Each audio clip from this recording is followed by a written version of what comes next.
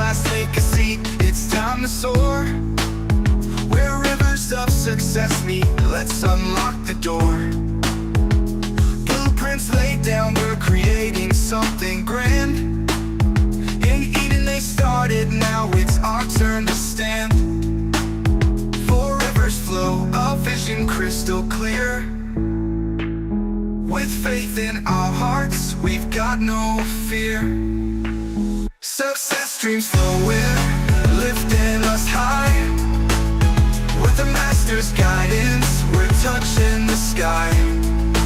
Building our dreams with a powerful team. In this business life, we're living the dream.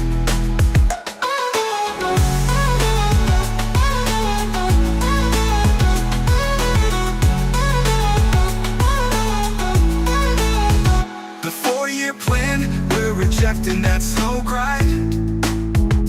40 years wasted, leave that behind. Unless the Lord builds, it's all in vain. Divine designs, we're breaking the chains. Biblical blueprints, success is blessed. Let's rise up together, we'll never rest. Success streams flowing, lifting us high. With the master's guidance, we're touching the sky. Building our dreams with a powerful team. In this business life, we're living the dream. So here's to the journey, we're set to take flight. With faith as our armor, we're ready to fight.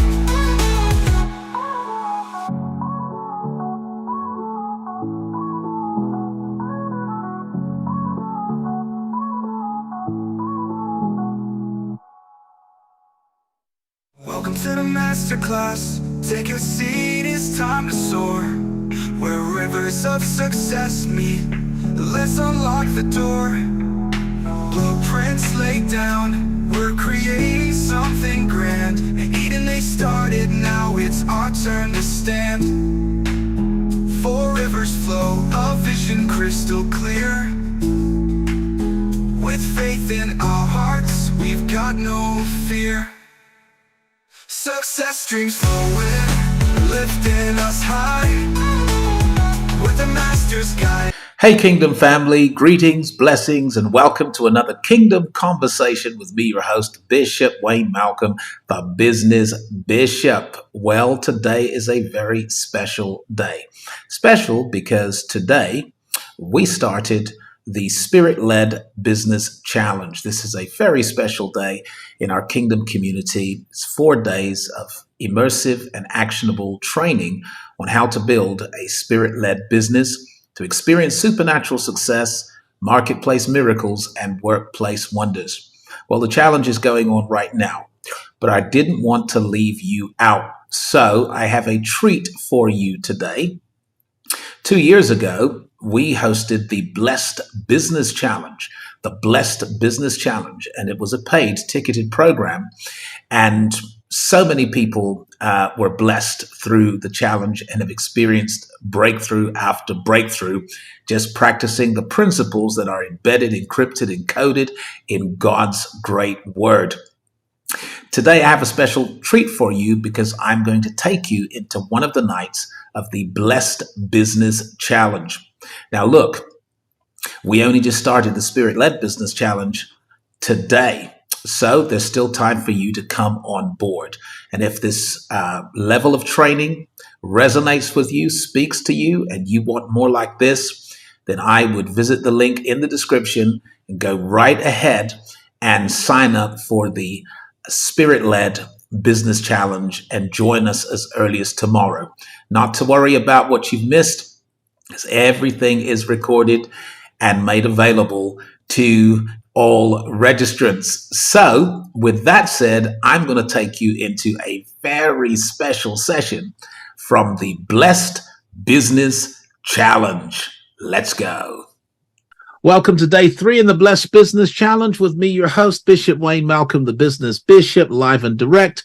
Always excited and delighted to be a part of your life and legacy through this ministry. And I'm congratulating and celebrating each and every one of you that carved out 90 minutes of your day to invest in your own personal and professional development. We are going to take this challenge to a new level because on the first day of the challenge, I focused on being. Okay. And then on the second day of the challenge, we also focused on being, right? We spend the first 2 days of the challenge looking at being because according to the Bible, right, the order of success is be, do, have. You know, God blessed Adam and Eve and said, be fruitful, do multiply, replenish the earth, subdue it, and have dominion. And that means that there's an order of success. You must first be it so you can do it, and then you can have it. People who are trying to have something without doing something are out of order. But equally, people who are trying to do something without being someone, without being the person, actually are equally out of order. So what we do is we invest in being, and being simply means identifying with your revealed destiny. And as you begin to identify more and more with your revealed destiny, and as you begin to sharpen your skills, your senses, and build your capacity to be the person that you believe that you are, then you are being, and you are becoming the person that fits the picture, right? You're becoming the person who's capable of achieving those results. You're becoming the person who's able to do the things that enable you to have the things that you truly want. So we focused on being, and right now we're going to transition into doing, right? Into doing what you're going to need to do in order to build a blessed business. What you're going to need to do in order to build a blessed business. So I want to talk about your strategic advantage, And I want to kick off with this very, very simple statement. And it is as follows. Your business strategy is your business advantage. Your business strategy is your business advantage. So your strategic advantage is your business strategy. Okay, it's your business strategy. We're going to talk about strategy, and we're going to talk about the correct approach to doing business, right? So of course, there are 2 types of people that go into business. In my experience over the years, virtually everyone in business, they kind of fall into 2 categories, right? The 2 types of people. There are, number 1, those who rely on guesswork and wishful thinking. Guesswork and wishful thinking. These people are hoping for the best. These people are shooting in the dark. These people are praying for a breakthrough.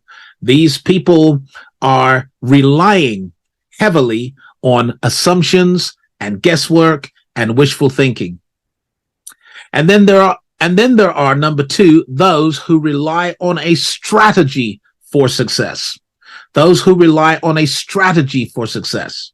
A strategy is a well-crafted plan to achieve your business goals. So of course, if you're not planning to succeed, right, then you are planning to fail. A lot of people don't really have a well-crafted plan to succeed in business. And so they're lacking a certain degree of confidence. And with the lack of confidence, there comes procrastination, delay, dithering, and the tendency to retreat or to turn around entirely, simply because there isn't the confidence to say, okay, look, I'm moving forward and I'm following a path, a plan, a pattern that has proven to produce results for others, and they can produce those same results for me. So what I'm going to challenge you to do in tonight's session is to take a strategic approach to business. A strategic approach to business, like not to not to make a lot of assumptions, rely on guesswork, uh, a wing and a prayer, hope and wishful thinking, but instead to develop a well-crafted plan to achieve your business goals. And I'm going to show you how to do that tonight.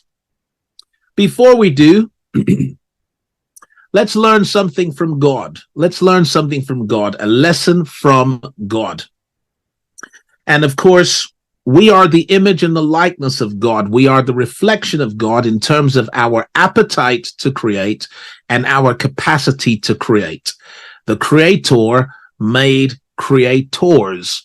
And so creativity is an innate, instinctive part of our human being, right? It's an instinctive, intrinsic, and innate part of our human being.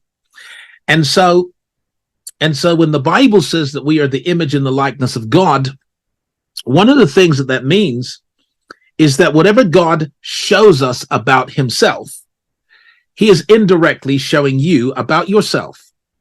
Whatever God tells us about himself, he's indirectly telling you about yourself, given that you are his reflection. And so that if we really want to maximize our moment in time, then the key is to learn lessons from God himself. So when it comes to entrepreneurship, of course, the universe is God's enterprise. The universe is God's enterprise. The kingdom of God is the enterprise of God. Jesus called it his Father's business. His Father's business. He said, I must be about my Father's business, because the kingdom of God is the enterprise of God. And ultimately, everything in the universe is part of the enterprise of God. What you're going to notice from Genesis 1 is that God built his business in stages called days. God built his business in stages called days. These creative days were the stages and phases in the creative process. All right. So one of the first things we learn about God is that even though he has the power to create the entire universe in one day with one word, he instead builds it in stages and phases called creative days. And we should learn from that if you're going to build a business, if you're going to build it to last, if you're going to build a blessed business, then you build it in stages and in phases, and these are called creative days. Now, as I've written here, the fact is that God could have made everything in one day with one word. However, he chose to do it in stages. He then reviewed each stage and said it is good before moving on to the next stage. All right. So in this respect, God exercised patience. And when it comes to building a business, impatience is your enemy. Woo! I'm going to say it again. Impatience is your enemy when it comes to building a blessed business, because God himself demonstrates patience, exercises patience in that he builds in stages and phases called creative days. And before moving on to the next, he reviews what he has done, and he says, it is good. He satisfies himself that he's done a great job with that particular stage before moving on to the next stage.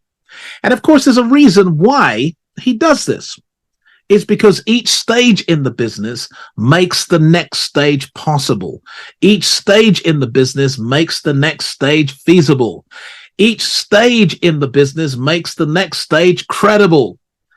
And so if you're going to successfully implement stage 2, you have to look at stage 1 and say, it is good.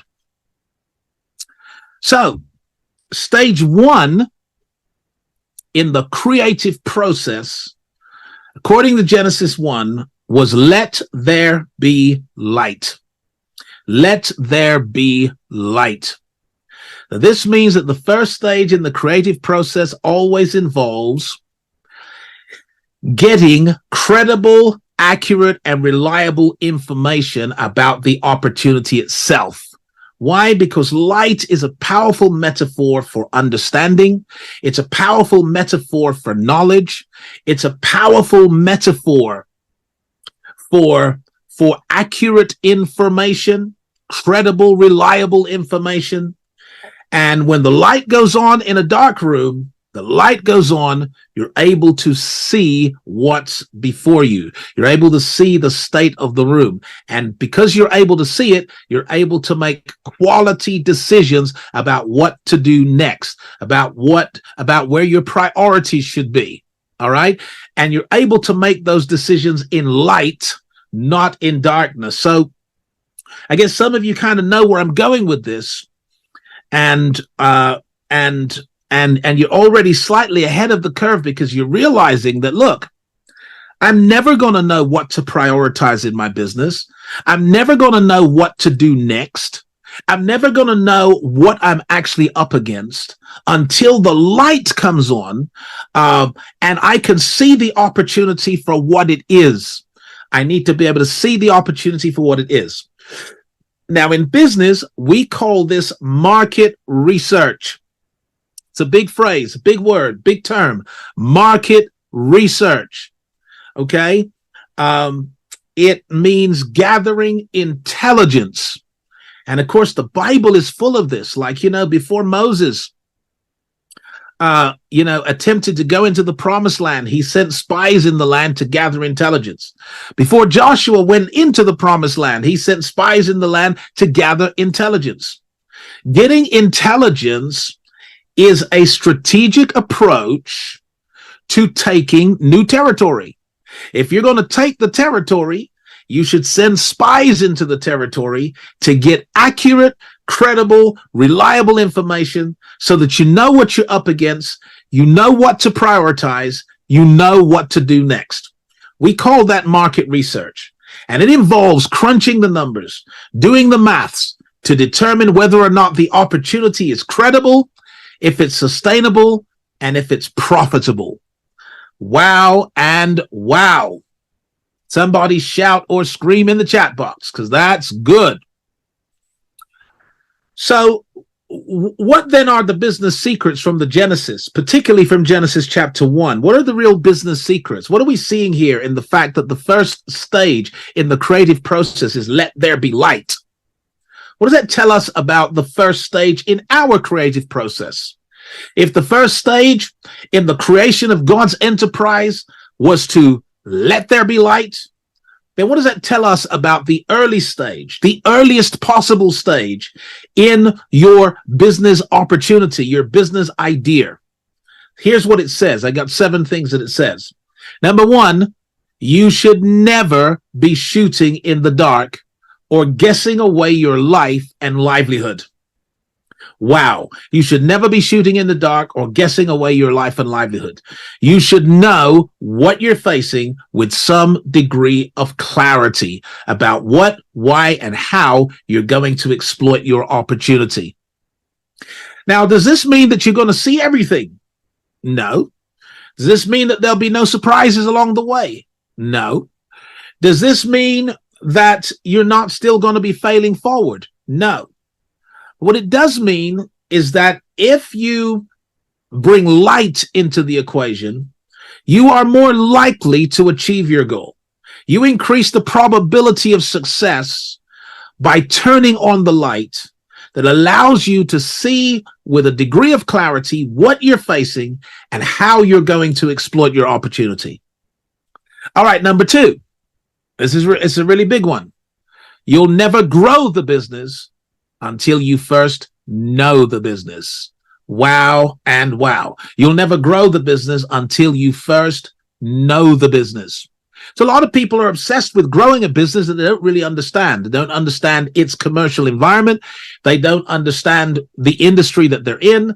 They don't understand where the opportunity is in its life cycle. They don't understand who is most likely to value their offers, to buy their offers. They don't understand where to locate these people, how to connect with these people, how to get their attention. There's so much that they don't know about the business, and yet here they want to grow the business. So look, you must commit to knowing your business so that you can grow your business. All right. I want someone to write in the chat box, I must first know my business so I can grow my business. I must first know my business so I can grow my business. Only when you know the business landscape, complete with its challenges, its threats, and its opportunities, can you develop a business strategy that factors in all the likely outcomes. Wow and wow. Yep, I got that all from Let There Be Light as stage 1 in the divine creative process. Number 3, you must first plan your work and then work your plan. However, if the plan is not based on light, then you will stumble in the dark. So planning is the first stage of a business. Planning is the first stage. Strategy is the first stage. But that strategy must be developed in light. Otherwise, you stumble in the dark. Number 4, you your business in supporting stages. This means building platforms and systems that enable the next stage. So build your business in supporting stages. We know that stage 1 is always let there be light. And I'm going to take you through the other stages today. Number 5, you should build your business with success in mind. With what? With success in mind. This means assuming that sales, inquiries, and customers will come in. And it means being ready for results. So, I've known people, I may even have been guilty of this myself at some point, who launched a business, right? And then were absolutely shocked that the inquiries came in, that the sales orders came in, that there were customers, and then they're having to figure out, how am I going to fulfill on these orders, and how am I going to provide the customer service, and what am I going to do when it comes to the administration and the bookkeeping and the financial rules and all the compliances and legislation around owning a business, and they're thinking about it as an afterthought because all of a sudden, customers have appeared. Well, what we learned from the Genesis, right, is that man was God's objective in the creation, right? He made everything for man, but he made man for himself. So he spent the lion's share of the creative process creating an ecosystem capable of supporting and sustaining life on planet Earth, right? He separates the water from the land. He separates the light from the dark. He causes vegetation to grow out of the land. He populates the sea with fish and the air with birds, and he puts cattle on the land. He's doing all of this to create an ecosystem capable of sustaining or supporting human life. Why? Because he's anticipating a complete race, a human race. And so he's making preparations for success. And when you build your business, you must build it with success in mind, not with failure in mind, but with success in mind. So just imagine, it simply means imagine that you get a string of inquiries, you get a string of sales, you've now got a whole string of customers and clients to service, and build your business so that it can support success. That means build your business systems so it can support success. Because, there's a phrase I love to use. It says, when the student is ready, the teacher will appear. And another person said it this way, build it and they'll come. And so if we build for success, we're in a position to handle success when it arrives. It's like God saying to Noah, build an ark, get on board, get the animals in, And you got to do all of that before it rains. Before it rains. You don't do it when it starts raining. You do it before it rains because you're anticipating rain. So we don't build these systems once customers come in. We build them in anticipation of customers coming in. All right, number 6, you should build your business with sustainability in mind. This means building it to last. Okay? So if you're going to build a business that's going to be around 5-10 years from now. Build a business that's still going to be working for you 5, 10, 15, 20 years from now. In fact, you can even build a business that's going to be working for you long after you've gone to heaven. But if you build it to last and you build it with sustainability in mind, because that's what we see God doing in the Genesis, he's building it to last, which is why he can take time in the early stages to create the systems, the processes, and the environment and the ecosystem. He spends all of that time before he brings man into the picture on the 6th day. Number 7, you should build your business with succession in mind. Woo! What? Succession in mind. God always intended to hand over the management of his enterprise to man. He always intended to do that. So whatever he built it with succession in mind. He said, right now I'm working in my business, but eventually I'm going to hand over the management and the stewardship of the planet to man so that I can work on my business and enjoy my business rather than constantly laboring in the business. So you build it with succession in mind so that whatever you are personally doing for the first 2 or 3 years of your business, what you want to do is create a process map so that someone else can do it. Someone else can do it. You can delegate, you can recruit, and you can outsource, and you can use software and technology as it becomes more and more available, because we're right now at the dawn of a new technological revolution with the advent of AI. We're at the dawn of the 5th industrial revolution, which is going to involve artificial intelligence in virtually every facet of how we do stuff. The reality is that some of the things you currently do, software and technology are going to be able to do it faster and even better. And some of the things you currently do, you're going to need a team of people to execute on those particular functions.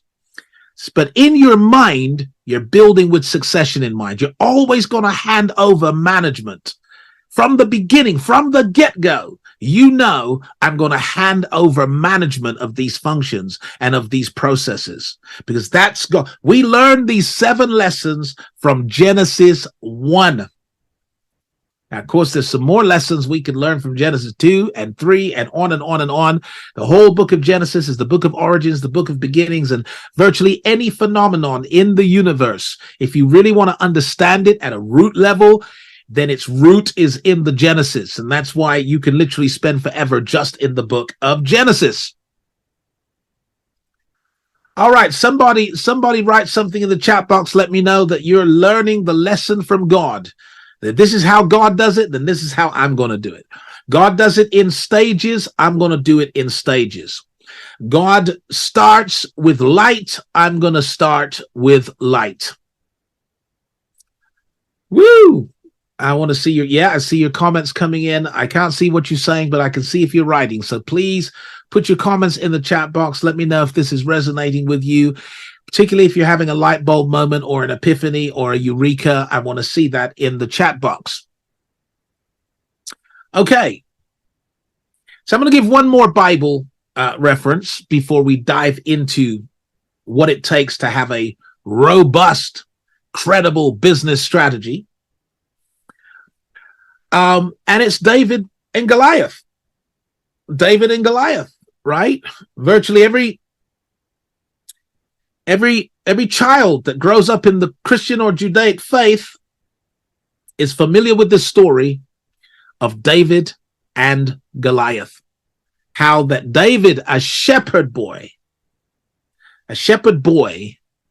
defeated a warrior, a gladiator, a soldier, the biggest and the baddest soldier of his enemies.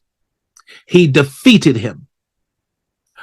And it's a powerful lesson. It's the reason why the story is told over and over again is because it offers hope to the newcomer. It offers hope to the small guy. It offers hope for those for whom the odds are stacked against you. It offers hope for a small business competing with big brands. So there may be some big, well-established, credible brands already operating in your field, and you're feeling like a little David. But the reality is that David defeated Goliath, and he secured victory for Israel, even though he was the shepherd boy with no real military experience. He was a shepherd boy coming against the champion of Gath, Goliath, a giant. So here's what I've written here. Strategy is the key to victory in battle. My gosh, that is just so powerful. I just wish it could just be embedded in our consciousness. Strategy is the key to victory in battle. David didn't play Goliath's game. Neither did he use Saul's armor. So, if David were going to play Goliath's game, David would have come at Goliath with a sword and with a shield and with a spear and would have swung, man to man like gladiators do in the arena. But David said, I'm not going to beat you playing your game. And when King Saul offered David his armor, David said, I'm not comfortable in this. I haven't proven this. I'm going to use what works for me, which is the sling and the stone. So instead, he played to his own strengths and against his opponent's weaknesses. Because Goliath historically was so tall that he was actually somewhat clumsy, and he had no defenses against a small projectile. He could see a spear coming and raise his shield, but he couldn't maneuver out of the way of a small projectile. So David said, I'm not gonna do it the way it's always been done. I am not going to play Goliath's game. I'm not going to beat Goliath at doing what Goliath does. Neither am I going to use strategies that are not proven, which is Saul's armor.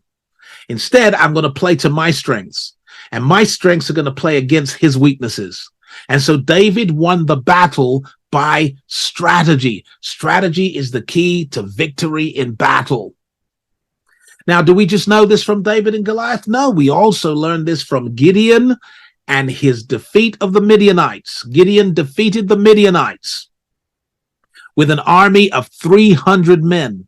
And he didn't defeat the Midianites with swords and shields and spears. He defeated the Midianites with trumpets and torches.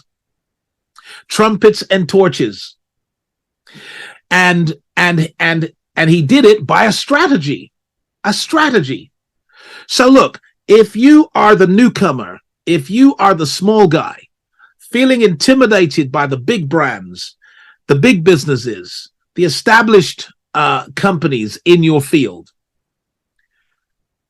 then I want you to draw hope from the fact that David defeated Goliath, Gideon defeated the Midianites, that actually strategy is the key to victory in battle. Victory belongs to the person with a superior strategy and not with the largest army.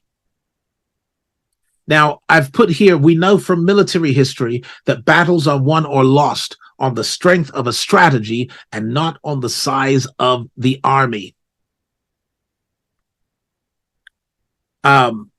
We know, if you study military strategy, you'll know that that Alexander the Great defeated Darius the Mede, even though he was dramatically outnumbered, and he did it by a strategy. Every one of the biblical battles were won by strategy, not by strength. By strategy, not by strength. We also know that in competitive sports, the victory belongs to the team that employs a superior strategy. Likewise, businesses succeed or fail on the strength of a strategy and not on the size of the budget. Most business failure is due to a strategic error that can be traced back to assumptions, guesswork, and wishful thinking on the part of the entrepreneur. So when a business succeeds, what you're seeing is a successful strategy at work. When a business fails, what you're seeing is a series of strategic errors that contributed to the demise of the business. So if we're going to become a master of something, if we're going to master something, we want to master business strategy. Not all business strategies, but the strategy that's proven to bring you victory. So what is your business strategy? What is your business strategy? You got a great business idea, but what is your business strategy? You got a great business opportunity, but what is your business strategy? You've got a great business system, but what is your business strategy? Strategy, so let's define this. Strategy is a military term that describes your battle plan. Your strategy is your battle plan. Your business strategy is your business plan, your business battle plan. In business, it simply means how you will achieve your business goals without violating your business values. Wow and wow, someone help me scream. How will I achieve my business goals without violating my business values? Because in my simple and humble definition of success, success is achieving your goals without violating your values. So there are ways to achieve your goals that involve violating your values, but that's not success. You may achieve things, but you will not be fulfilled. Right? Difference between achievement and fulfillment. You can achieve things and fail to find fulfillment if you violate your values in the process. So the question is, how will I achieve my business goals? Because that's the battle plan. That's the battle plan. That's the battle plan. So the following is a guide to an effective business strategy. And it will save you years of disappointment, frustration, and lost time. This that I'm going to show you now will save you years of disappointment, frustration, and lost time. Remember, if the business succeeds, it succeeds on the strength of its strategy. If it fails on the weakness of its strategy. Business is a highly competitive environment in which there are companies out there who would rather you didn't exist.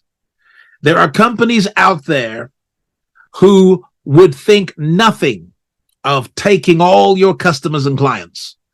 There are companies out there who feel that your win is their loss. Now they're wrong. They're wrong because there's room for everyone. We live in an abundant world in which there's more than enough for everyone to have more than enough. And when everyone has had more than enough, there'll still be more than enough left over. So I think that people who think that way have embraced the doctrines of scarcity, and they feel that someone else winning means that they're losing.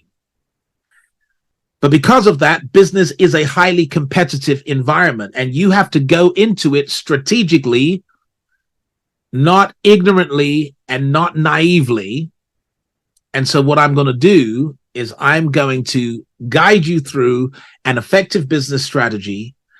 And if you get it, it's going to save you years of disappointment, frustration, and lost time.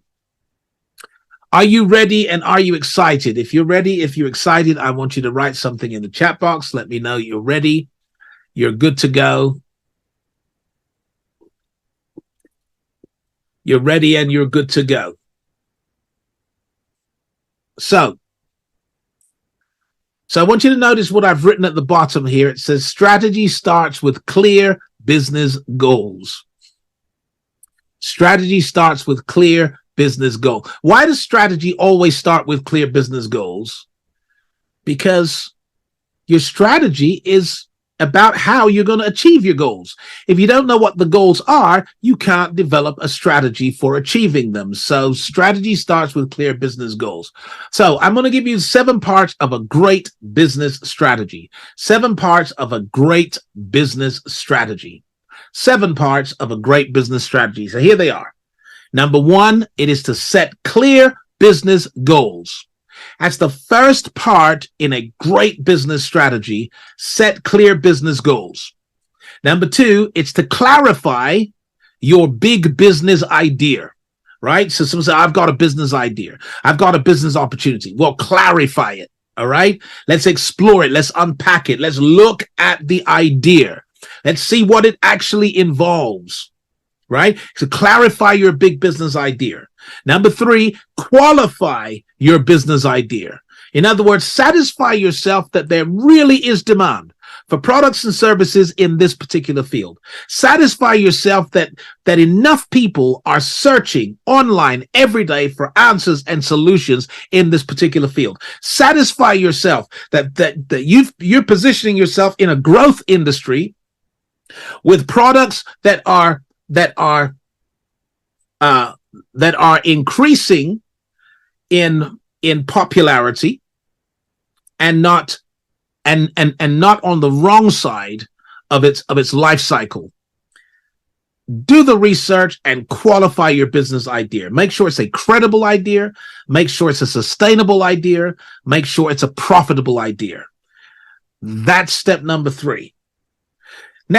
Now that you have clear business goals, a great business idea, and it's a credible, sustainable, and profitable idea, now you can go about developing your value ladder. What do I mean by your value ladder? Well, I'm going to break it down a bit later on. But it's where you start to develop your offers, what it is you're going to offer people, what it is you're going to be selling. Okay? And number 5, you must now design your marketing plan, your marketing strategy. So how am I going to get my message to my market? All right. How am I going to attract their attention? And how am I going to convert them to customers and to clients? How am I going to reach them? So let's design your marketing plan. And then number 6, you must crunch the numbers. It's so important. Look, if you were to Google what is the number 1 reason why businesses fail, particularly startup businesses or small businesses, what's the number 1 reason why a small business fails? The number 1 reason is they run out of money. They run out of money. They cannot pay their overheads. And usually those that run out of money and can't pay their overheads never sat down to count the true cost of running the business. They underestimated their costs and they overestimated their sales, and they didn't break even when they thought they would. And they stayed afloat by constantly propping up the business with personal money and more loans and more credit, and the whole thing eventually implodes and explodes because they didn't crunch the numbers and create a more accurate cash flow forecast. So crunching the numbers is a critical component in a great business strategy. And then number 7 is to document the plan, to document it, right? So that you can read it and review it, and so that your stakeholders have a sense of where we're going, what we're doing, how we're going to do it, what it's going to cost. I mean, there's so much clarity there. There's so much light there that you've increased the probability of succeeding and winning. So let's break these down. I'm going to break down the 7. And if you're excited about me breaking down the 7 components of a great business strategy, write something in the chat box. Let me see your activity in the chat box. Any takeaways, any light bulbs, any eurekas, I want you to put it in the chat box.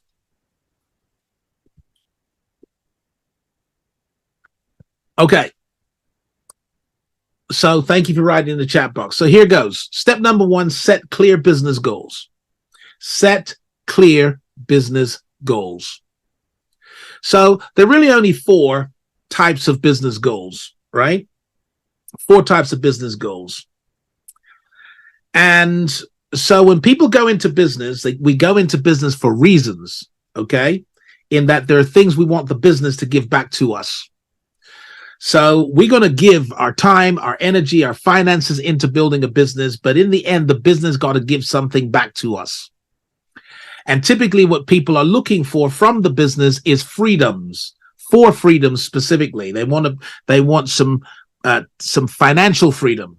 Okay. That's the freedom. It's the power to choose, to have choices about where you live and how you live and where you go and what you drive. That's some financial freedom. They also want time freedom, because what's money without time?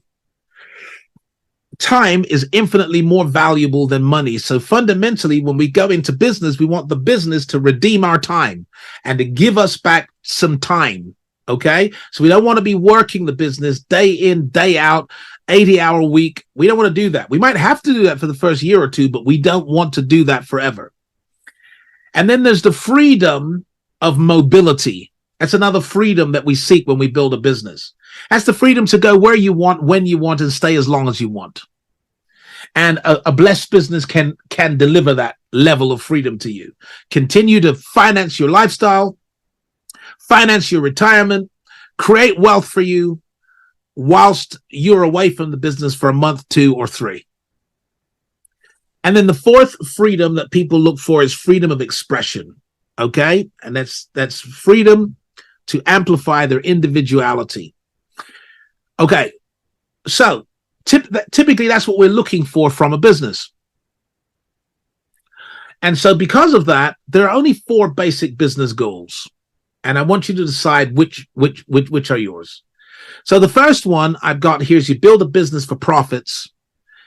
And in other words, what you want to generate is as much profit as you can, because what you're trying to do is to create a passive income to fund your lifestyle.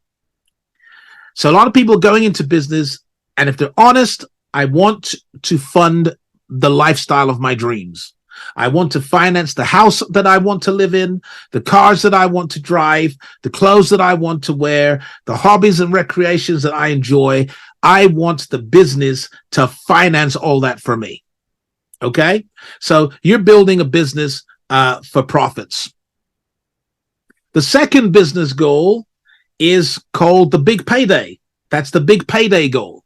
So some people, when they're building a business, right, what they're doing is they see the business itself as a product that they're going to sell one day to another business. They're going to sell it to another business, or they're going to sell it to some private equity, or they're going to float it on the stock market so it becomes a publicly trading company. Because on that day, the day that you sell it, right, the day that you float it on the stock market, the day that you franchise it is your big payday. And so a lot of people, particularly in the tech world, are building a company that they fully intend to sell in 5 years' time. They fully intend to sell it in 10 years' time. And they're going to build it with the view to selling it for millions of dollars. Okay? It's the big payday plan. And it's totally amazing. And there's so many examples of young people building stuff in their garage for a big payday, working on it for years for a big payday. That's a clear business goal. Could you imagine we start the business and we know we want to sell it in 5 years? Well, that's going to guide how you build it. Number 3 is retirement. A lot of people go into business as a retirement plan. So they're building an investment portfolio to finance your own retirement. So that's why you're going into business. You want to make the profits, but you want to invest the profits into assets that are going to pay you an income in the form of dividends for the rest of your life. And that's a particular business goal. And then there's the legacy business, right? That I call building a family business to pass on from generation to generation. So what you're going to do is you're going to build a family business. It's going to be passed on from generation to generation. It's going to be around 200 years from now with your name on it. So I want you to write in the chat box, right? Which of these 4 is your primary business goal? Because none of there's no right or wrong here, right? These are your business goals. Which of these 4 are your primary business goal? I want you to write in the chat box which one it is. Is it the passive income? Is it the big payday? Is it the retirement? Is it the legacy? Okay? There's no judgment here, all right? It actually, all of these are legitimate, credible business goals. Right? But each of them require a slightly different business strategy. That's why you need to be very clear about the business goal. So let me see you writing in the chat box right now. I want you to choose one of these 4 as your primary motivator, your primary goal in building your business. So step 2 is to clarify your big idea, right? So now you know why you're going into business. Right? What's the idea? What's the opportunity? So the starting point for a great business idea, the starting point is your own experience. Your own experience of frustration or disappointment with existing products and services. So you know, when you are personally frustrated or disappointed with a product or a service, guess what? You've identified a gap in the market. You've identified a gap in the market that if you can just plug that gap, that's going to give you a significant advantage or a USP, a unique selling proposition, because you've plugged a gap in that market. So what is your idea? Okay. And what field is your idea in? Is it the coaching and training industry that your big idea is in? Is it tech that your big idea is in? Is it retail that your big idea is in? Is it fashion? Is it music? Is it some sort of intellectual property in terms of the arts? What is your big idea? Is it luxury? Is it health related? Okay. Is it beauty related? Like, what is your big idea? So once you know, okay, this is my big idea, right? The very next thing you have to do is you have to find the pain, right? Because people don't buy things just because they want them. Okay. They buy things that they feel they have to have. All right. They buy things that mean more to them than the money in the bank. And so typically what people are buying is solutions, remedies, cures, painkillers, things that will fix it. And so even if it's in the field of fashion and beauty, right, you want to find the pain, like the pain. Because when you find the pain, you find the thing that is more valuable to your customers than the money in their pocket. Because whenever you buy something, you're making a very clear statement. You're saying that that thing that I'm buying is more important to me than the cash in my wallet. Okay? If you buy a hot dog, right? You're visiting Central Park and you buy a hot dog. At the point that you buy the hot dog, you're saying that that hot dog means more to me than the $10 or $20 in my wallet. And that's why I'll give it to you in exchange for the hot dog. So what you want to find in your niche, right? Because your idea now becomes your niche. In your niche, you want to find the pain, because when you find the pain, you find the thing that is more important to your customers than their money. And they'll give you their money in exchange for your solution, your offer. So PAIN, of course, is an acronym. PAIN is an acronym that stands for problems, right? So the P is for problems. The A is for aspirations. The I is for issues, and the N stands for needs. So when you know what field you're going into, you want to ask yourself, what problems are people facing in this area? Then you want to ask yourself, what are their aspirations? What is it that they really want? And can you help them? Can you help people or organizations to get what they really want? Is there an issue that you can resolve? Is there a need that you can meet? Because when you find the pain, you can clarify your big idea, okay? You can say, okay, I'm going into the health and wellness space to address a particular problem in that space. I'm going into the fashion and beauty space to address a particular aspiration in that space. I am going into the tech space to resolve a particular issue or to meet a particular need in that space. I'm going into coaching in order to solve a particular problem that people are facing in that space. It's clarifying your big idea. So now you got clarity about your big idea. Step 3 is to qualify your business idea. Qualify it.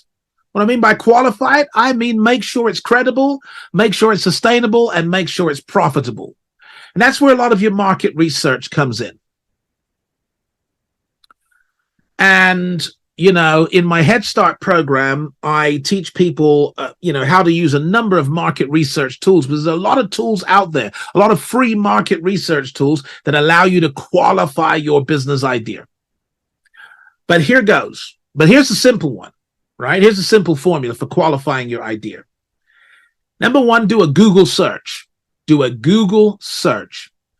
Conduct a Google search as if you were looking for help in this area. Okay? So, if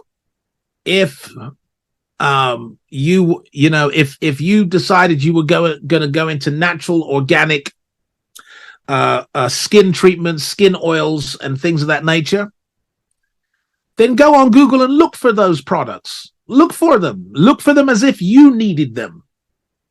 Okay? Because when you look for them as if you need them, right, you're putting yourself in the shoes of your potential customers who are also looking for products that they need. And then you're going to take a note of what comes up, right? Of what comes up in the search, because what comes up in the first page of your Google search, that's the competition.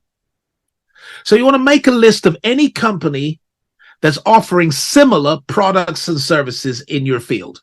They might not be offering exactly what you're offering, but so long as it's similar, so long as it's meeting the same needs, so long as it's solving the same problem, so long as it's facilitating the same aspiration, then that's a company you want to take note of. So you make a list of any companies that are offering similar products, okay? Because now you've got a list of your competitors, but they're really not your enemies, they're your friends, because they're going to show you how to do this business right. The third thing you want to do is satisfy yourself that demand for your idea is real, sustainable, and scalable. And you can do that by just doing a little research on those companies. All right? Because if those companies are winning, guess what? There's money to be made in that field. If those companies are barely making it, or if they're going bust left, right, and center, there's not money to be made in that field. So you start studying your competitors to satisfy yourself that there is demand. and that the demand is real, that it's sustainable, and that it's scalable. And then finally, it's the profits test. You want to satisfy yourself that a significant profit can be made and sustained in this field. So, for example, you may say, you know what? My big business idea is to open a restaurant, okay, specializing in a particular sort of cuisine. And that's what I'm going to do. That's my dream. That's my business. And my goal for it is that it's going to build my retirement nest egg, right? So maybe that's what you're thinking. So you have to qualify the idea, and you have to look for restaurants that are selling that specialize in similar cuisine. Then you look for that. And then when the companies come up, you start doing research on the companies to see if they are profitable. Okay, to satisfy yourself that there's demand. You use some of the free market research tools to see if people actually in your area are looking for stuff like this. And of course, you know, if your idea is unique enough, it might just revive the industry. But there's much more I could say about that, and won't say it right now. But you see, my point is that you're qualifying your business idea. You want to make sure that your business idea is sound. Okay. So now you know why you're going into business. You've got a great business idea. You've qualified the idea, so you know it's credible. You know it's sustainable. You know it's profitable, right? You're in a good place right now. You're in a good place because you've got revelation, right? You've got a baby. You're actually pregnant right now, because once you get to that stage, you have conceived a business, and it's in you, right? And it's growing in you, and you can't put it down now, right? Your night dreams will become your daydreams, because you can't put it down now, right? Because it's you know the goal. It's a great idea, and it's a quality idea, right? And by the way, what if you find out it's not a great idea? Then you have to go back to the idea stage, right? You have to go back to the idea stage, because remember, before you move on to the next stage, you have to satisfy yourself that it is good, right? It is good. You have to look back on that creative day and say it is good. And if you can't say it is good, then you need to go back to the day before. So the day before represents, you know, clarifying your big idea, right? So what you want to do, if when you qualify the idea, it's not credible, it's not sustainable, it's not profitable, then you need to go back and now start to tweak the idea to find something that is credible, sustainable, profitable, scalable. When I say scalable, I mean that you can open up an office in different cities. You can open up a branch in different states. You can open up a branch in different countries. It's scalable. Okay. So step number 4 now is you develop your value ladder. So what do I mean by a value ladder? I mean that you have to develop your portfolio of products and services, right? Because you can't just bring one product to market, and you can't just bring one service to market and still profit in that field. Okay? Because if you only bring one product to market, then you're going to leave a lot of money on the table. You're going to leave a lot of money on the table, because you're going to leave money from people who can't afford that particular product. And you're going to leave money on the table for people who want a boutique, bespoke, exclusive version of that, right? So if all you do is offer a haircut at one price, you're going to miss people who can't afford that one price, and you're going to exclude people who want an exclusive service. So what you're going to do now is you're going to develop your value ladder, and your value ladder really means that there are additional things you can sell on the back of the main thing that you sell. Additional things that you can sell on the back of the main thing that you sell. So today I had a meeting with one of my clients, right? In the consulting side of what I do. And I had a meeting with one of my clients, And he pulled out an iPad, right? But what he had was kind of a stand, an iPad. It was a case that opens up and gives you a full keyboard with that, and a mouse pad all in it. And when you fold it all up, it's a really thin case. And I really liked the case. And I asked him about the case and where he got the case and so on. And we both laughed. We laughed because it was an example of the fact that on the back of the iPad, we get to sell cases, right? And we also get to sell protectors. And we also get to sell apps. And we also get to sell attachments. And so it's a portfolio of products around the core product, which is the iPad. So your value ladder describes your portfolio of offers at different price points. And here are the four main price point types of offer you're going to need to have in business. 4 types of offer, okay? You're going to need your lead offer, right? So your lead offer is really your try before you buy offer. It's the sample before the sale offer. It's the taste and see that the Lord is good. Isn't it amazing how the Bible says, look, taste and then see that the Lord is good, right? Sample before the sale. Try before you buy. And so you're going to need something that's really low ticket or even free that you can say to the public, try this before you buy that. And so you're going to need a low value lead offer. Or I'm not going to call it low value. I'm going to call it low price, a low price or a no price lead offer. That's going to get people's attention. That's going to get people trying you out. That's going to get people sampling what you have to do. That could be an ebook. It could be a report. It could be a video training.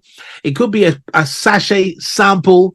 I mean, I've been in supermarkets, right, where the people are standing there with a tray with little bites of some hors d'oeuvre, right? To say it's free, try it, or a little drink, try it. And you like it, okay, here you can buy the whole bottle. You like it, okay, here you can buy a pack. So the whole idea is you kick off with some sort of a lead offer. Second thing in your portfolio of offers is your core offers, right? So it's your main business. And you want to offer that at competitive price points. In other words, what are your competitors, charging for similar products and services? So you're going to offer that at competitive price points. All right. But then you can't stop there, because now you need premium offers, right? You need higher ticket offers, mid-ticket and high ticket offers. Why? Because there's always going to be that handful of people who want a boutique service, that handful of people who want an exclusive service, that handful of people who want a bespoke service, that handful of people who want it done to a higher level, to a higher standard. So you're going to have to now put a package of things together that you can offer at premium price points.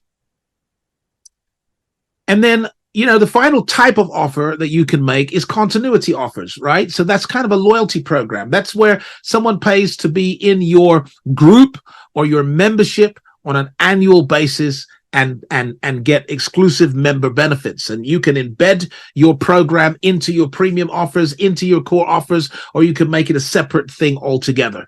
The fact is, you're not going to be in business if you don't have something to sell. So this step is, what are we actually going to sell? We know what field we're going into, but what are we going to sell? What's the services that are on sale? What's the products that are on sale? What's the combination of products and services that are on sale? And you want to make sure that you have something that's very low economic impact, a lead offer. You want to have your core offer that's competitive, but you also want to have some exclusive boutique, bespoke, elite versions of that. So that's your value ladder. All right. Now, step number 5 is that is that you want to develop your marketing plan. So we got step number 4. So you actually now know what you're going to sell, right? And you can either source what you're going to sell. You can be an affiliate of a company that already, produces those products. Or you can develop the services, or you can be an agency that outsources the services. I mean, there's ways to look at how you're going to actually produce what it is you're going to sell. All right. But now you know what you're going to sell. And guess what? You're not in business till you're actually selling it. And you're only going to be selling it through marketing, right? So marketing is the big piece. Like most business coaching programs are just about marketing, because once you have something to sell, you've got to become a master of marketing, right? You're going to have a marketing strategy, or what I call a marketing system.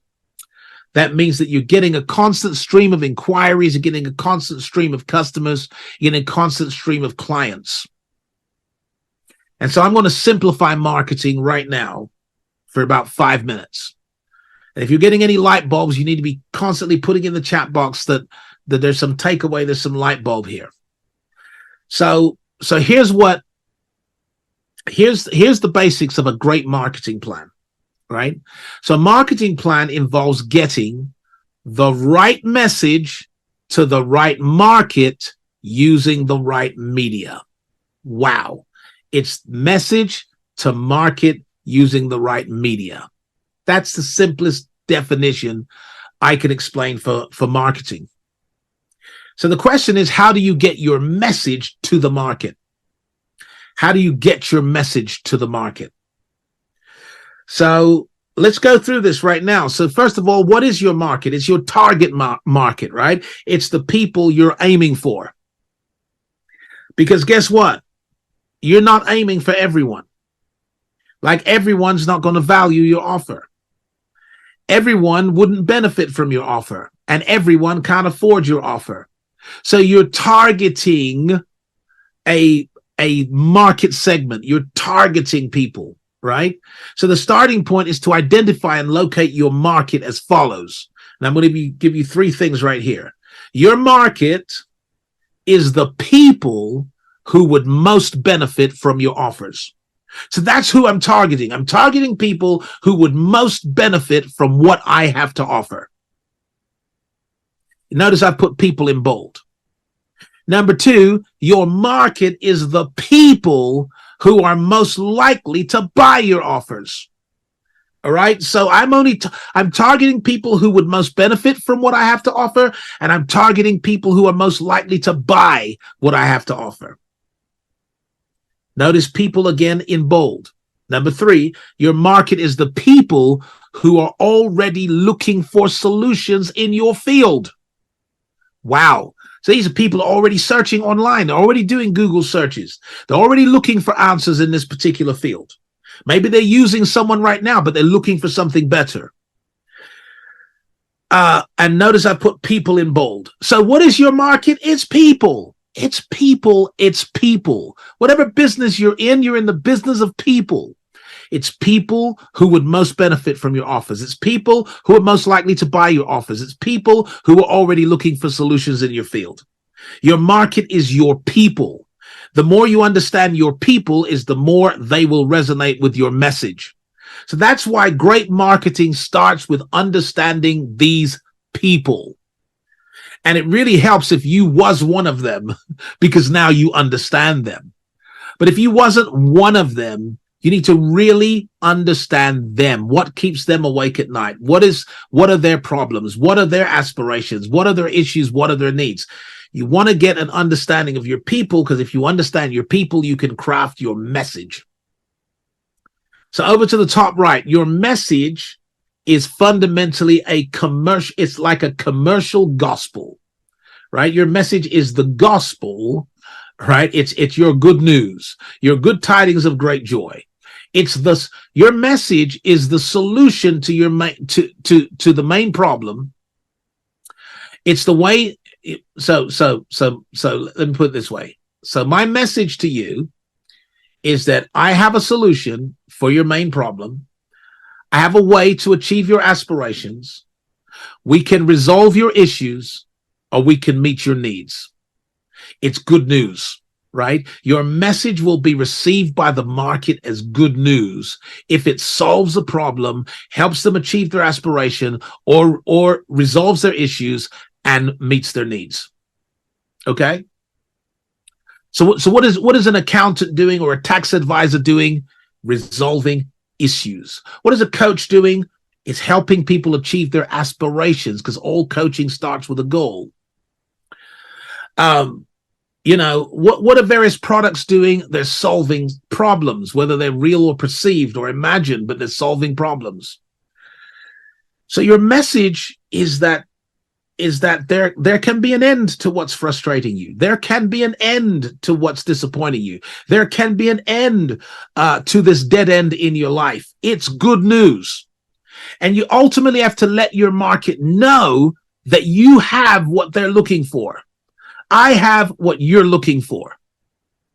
I have what you're looking for. Now, I love this little saying that I've written here. It says, business is simple. Literally, business is simple. It's simply this. I have something that you want. You have something that I want. Let's exchange. That's business in a nutshell. And business is that simple. I've got something you want. You have something that I want. Let's exchange. What have I got? I've got a solution to your problem. I've got a plan for achieving your aspiration, a proven way to achieve your aspiration, whether it's a health and fitness goal, whether it's a love life and marriage goal, whether it's a career goal, whether it's a financial goal. I will help you achieve your goal. I can do that. I've got what you want, right? I've got the resolution to your issue. But you have something that I want, which is some money. So let's exchange. It's your message. Your media simply means this, that people congregate online today. That's where people are congregated. And they congregate in on social media platforms. They congregate in networks. They congregate on forums. They congregate around particular podcasts. They congregate in different associations, and you need to know where the people who would most benefit from your offers, or who are most likely to buy your offers, or who are already looking for solutions in your field. Where are they congregating? Where are they looking? Because that's the media you have to use to reach them. So if your people are on LinkedIn, then that's where you're going to advertise. If your people are on Facebook, that's where you're going to advertise. If they're primarily on Instagram and TikTok, that's where you're going to advertise. If your people are in networks, you're going to advertise into those networks, into those groups, into those forums, into those associations. And that's the essence of a marketing plan. It's when you know your people, you know where they are, you've crafted your message, and you're using the right media. Woo! We almost there, good people. Number 6, crunch the numbers. Crunch the numbers, right? There are 4 types of business expense as follows. There are startup costs.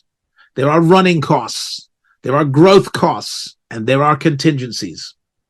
When you're putting together your cash flow forecast, you must always overestimate your expenses and underestimate your sales. Because what most people do is they underestimate their expenses and they overestimate their sales, and they run out of money, or they don't raise the right money in the beginning. So people say, I want to start my business. All I need is $1,000 to get my business started. I only need $2,000 to get my business started. And why are you saying that? You're saying that because you're going to rely on your uncle, your cousin, your niece, your brother, your sister. Your sister can do websites. They're going to build your website, and this person can do this, and they're going to do that. And the other person, I got a friend who said they will do this for me. And what you're doing is you're underestimating the cost. So it's great that you have all these people that are willing to help you, but cost it as if you don't. Because when you cost it right, you're going to come up with a figure, right? And you're going to realize that to start this up, right? To get all the equipment and all the stationery and the web systems and all of the stuff together, it's going to cost X amount. To run it from month to month is going to cost X amount. To grow it with marketing campaigns and so on is going to cost X amount. It's better that you have that figure in your head, because here's what you can do with that figure. You can, number one, put it on the altar and say, God, this is the real figure. I need $50,000 to get this business up and running for 6 clean months without any profits.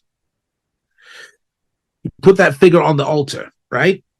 Hopefully I'm speaking to people of faith. You put that figure on the altar, right? That's the first thing you can do with it. But the second thing you can do with it is you can have a conversation with investors. And you can say, hey, I've got a great business idea. It's a very credible idea. We've done all the market research and we've crunched the numbers. And here's what I'm looking for as seed capital. Here's what I'm looking for as investment. Here's what I'm looking for as a partnership. You can now actually go about raising money, right?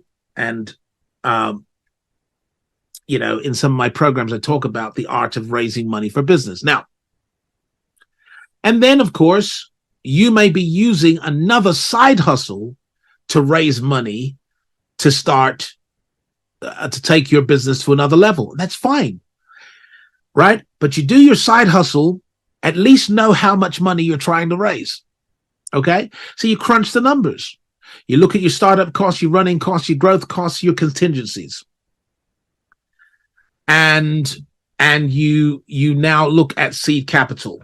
All right, I've got this last thing here, making a profit. There are only 2 things you can do to increase your profits. Number 1, reduce your costs, or number 2, increase your sales. The Spirit-Led Business Challenge is here. From September 9th to 12th, a select group will gather for a transformational experience.